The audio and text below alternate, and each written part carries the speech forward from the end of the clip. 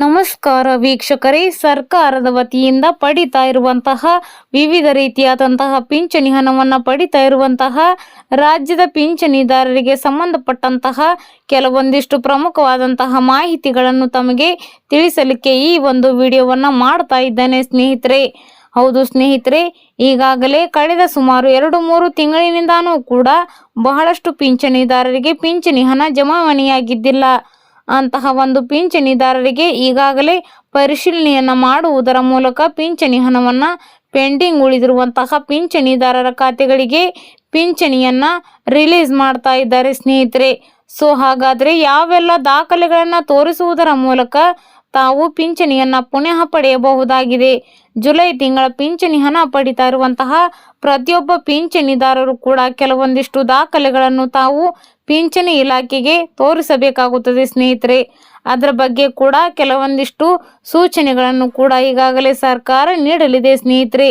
So ಹಾಗಾದರೆ July ತಿಂಗಳ ಪಿಂಚಣಿ ಹಣವನ್ನು ಪಡಿತಾ ಇರುವಂತಹ ಪ್ರತಿಯೊಬ್ಬ ಪಿಂಚಣಿದಾರರು ಈ ಕೆಲಸವನ್ನು ಕಡ್ಡಾಯವಾಗಿ ಮಾಡಲೇಬೇಕಾಗುತ್ತದೆ ಸ್ನೇಹಿತರೆ. ಅಂದರೆ ಮಾತ್ರ ತಮಗೆ ಜುಲೈ ತಿಂಗಳ ಪಿಂಚಣಿ ಹಣ ತಮ್ಮ ಖಾತೆಗಳಿಗೆ ಜಮಾವಣೆ ಮಾಡಲಿದ್ದಾರೆ ಸ್ನೇಹಿತರೆ.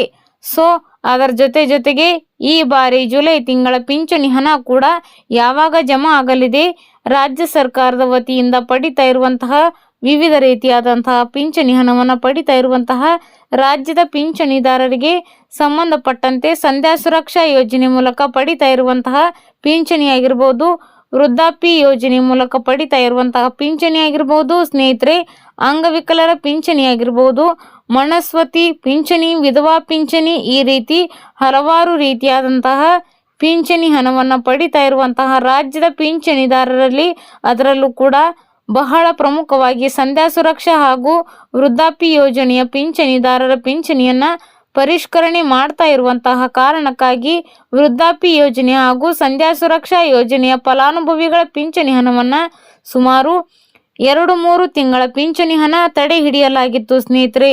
ಸೊ ಇದನ್ನು ಹೊರತುಪಡಿಸಿ ಬಾಕಿ ಎಲ್ಲ ಪಿಂಚಣಿದಾರರಿಗೆ ಯಾವುದೇ ರೀತಿಯಾದಂತಹ ಸಮಸ್ಯೆ ಇಲ್ಲದೆ ಪಿಂಚಣಿ ಹಣವನ್ನು ಜಮಾ ಮಾಡ್ತಾ ಬರ್ತಾ ಇದ್ದಾರೆ ಸ್ನೇಹಿತರೆ.